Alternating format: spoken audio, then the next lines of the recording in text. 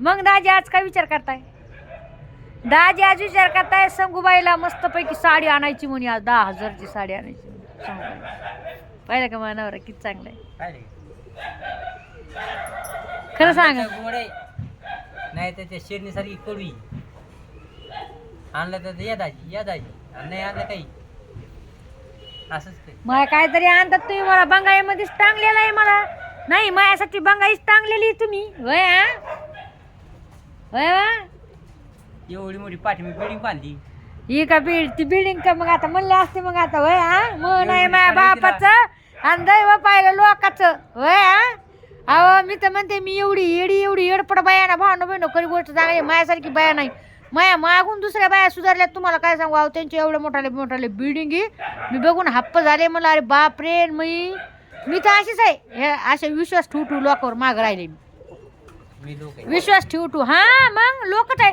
मी ह्या नवऱ्यावर विश्वास ठेवला आणि मी आज त्याच्या ह्या नवऱ्यामुळे मी इथं यात ते बघा पाहायला लागले तिकडे आता आहे का. हा मी बरोबर आता खरं बोलायला लागले ना तर पाहायला लागले तिकडे. जाऊ दे आता काय करता होय. विश्वास कधीच ठेवू नका. सगळ्या लेडीजला मी एक सांगते, सगळ्या ताईसाहेबांना, म्हणजे जे ताईसाहेब व्हिडिओ पाहतात ना त्यांना सगळ्याला सांगते, कधीच नवऱ्यावर विश्वास ठेवू नका. नवऱ्याच्या जीवावर राहू नका. हे लोक आहे ना आपला पार बरबाद करते. खरी गोष्ट सांगते. तुम्ही पैसे पण तुमचे जे काय ना पेमेंट हे जे काय तुमचा नवरा देतोय पैसे वगैरे तर काय करा जपून ठेवा. मी असं नाही म्हणणार की तुम्ही नवऱ्या संग लगेच भांडणं करा. तसं काही करू नका. माय मावल्या हो. नाही तर म्हणतात संगीताबाईनं सांगितलं नाही भांडणं करू. नवऱ्या संग भांडणं करायची गरज नाही. काही नाही करायची. फक्त त्याच्याकडून गुढीनं पैसे घ्यायचे आणि आपण आपले जे काय आहे ना आपण आपले सिक्रेट कामं ठेवायचे. यांना कधीच सांगायचं नाही. आता हे लोक काय म्हणतात हा चल करू हा चल. यांना म्हणलं मी घर घ्या.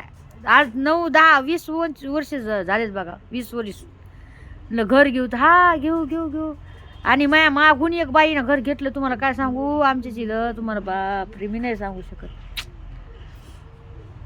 मी किती येडपट आहे. मला एवढा पश्चाताप व्हायलाय भाऊ बहिणू. लय पश्चाताप व्हायलाय मला.